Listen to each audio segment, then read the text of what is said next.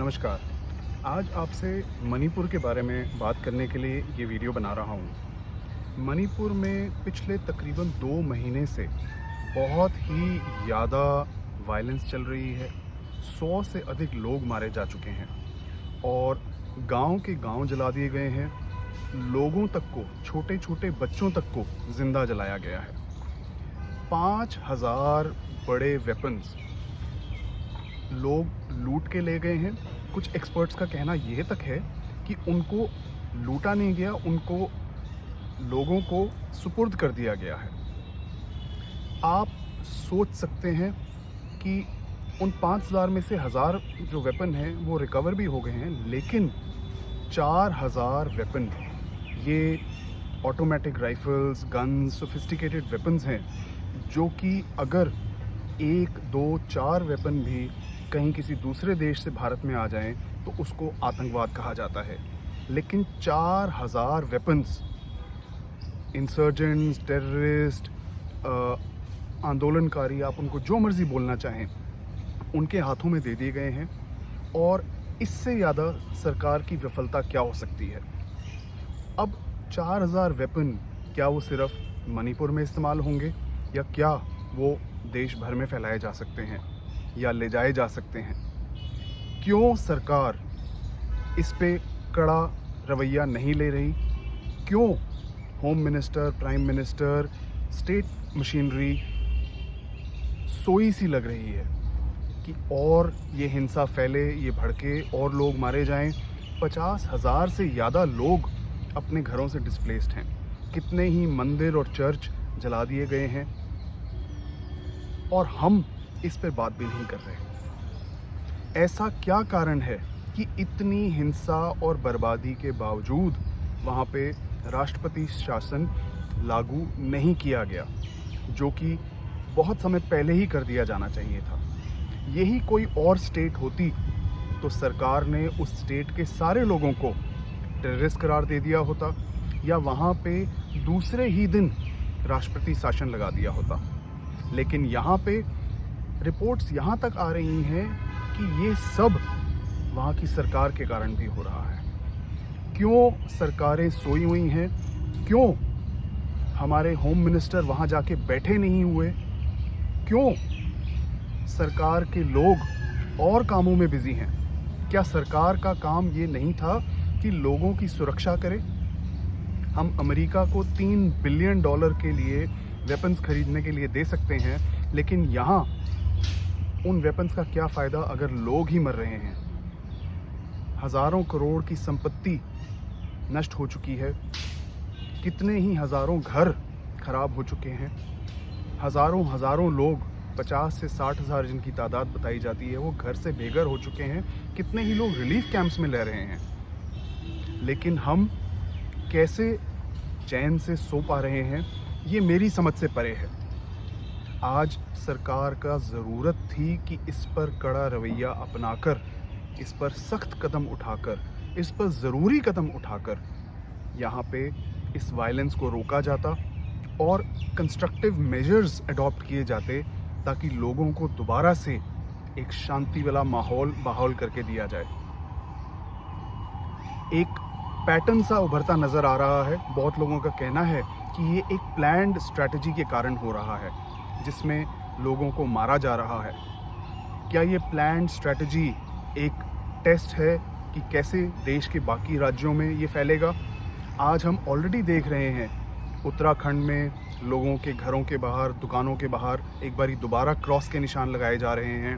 महाराष्ट्र में कितनी रैलियां निकाली गई हैं, कितने ही ऐसे स्लोगनेयरिंग हो रही है, भाषण हो रहे हैं। आप सोशल मीडिया पे देख लीजिए, एक ख़ास कम्युनिटी के ख़िलाफ़ या किसी भी इंसान जो कि सरकार के ख़िलाफ़ कोई अपना विचार रखता है या सच बात कहता है, उनके ख़िलाफ़ लोगों को भड़काया जाता है।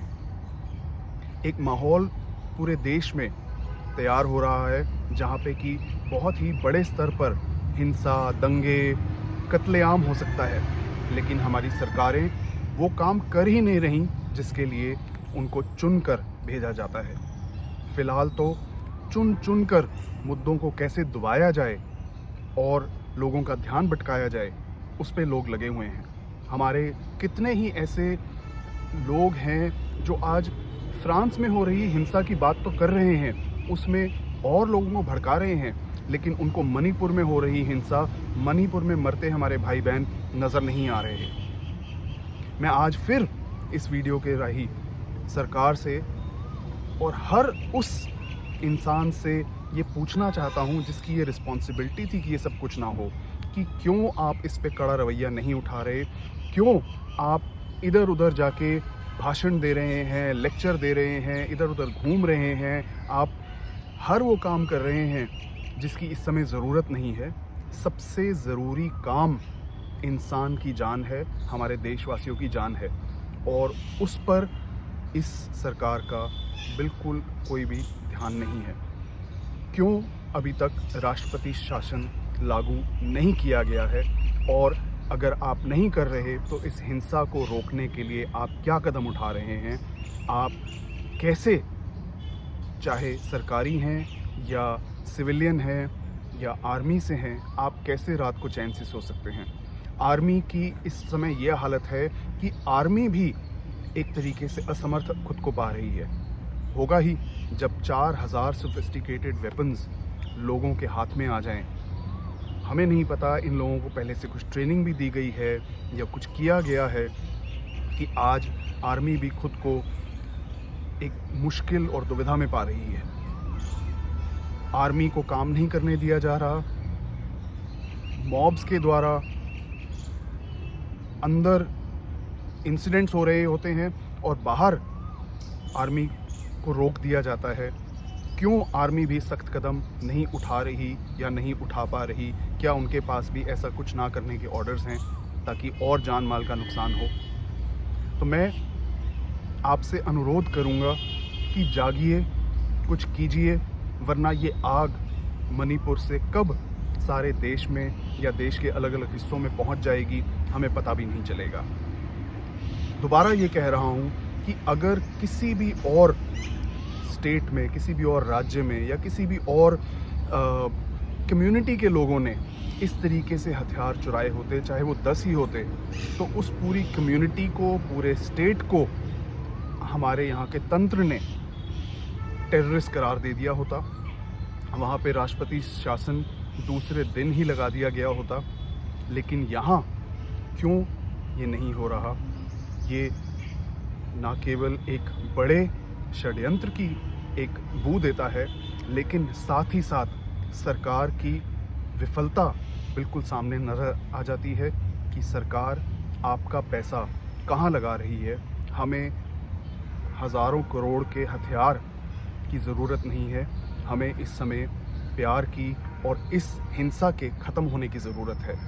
आपसे अनुरोध करूँगा, आप हर कोई सोशल मीडिया पे, ऑन ग्राउंड, आप ये सवाल उठाइए और सरकार से कहिए कि राष्ट्रपति शासन शीघ्र से शीघ्र लगाएं और इंश्योर करें कि ये वेपन्स जो चोरी हुए हैं वो सारे रिकवर हों।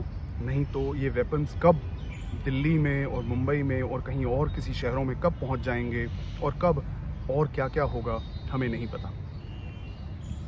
अगर आप राष्ट्रपति शासन लगाने के लिए हामी भरना चाहें तो कमेंट्स में मैं एक पिटिशन भी जो है वो शेयर कर रहा हूँ। आप उस पिटिशन को साइन कर सकते हैं, आप उस पिटिशन को अपने जानने वालों के साथ शेयर कर सकते हैं और उसके थ्रू भी हम सरकार को एक संदेश दे सकते हैं कि देश ये चाहता है कि ये हिंसा एकदम ख़त्म हो, राष्ट्रपति शासन एकदम लागू हो और दोबारा से एक शांत माहौल कायम किया जाए और ये पूरे देश को दिखा दिया जाए कि ये हिंसा, इस तरीके का बर्ताव कोई भी करेगा तो वो सहा नहीं जाएगा, क्योंकि यही सरकार का काम है।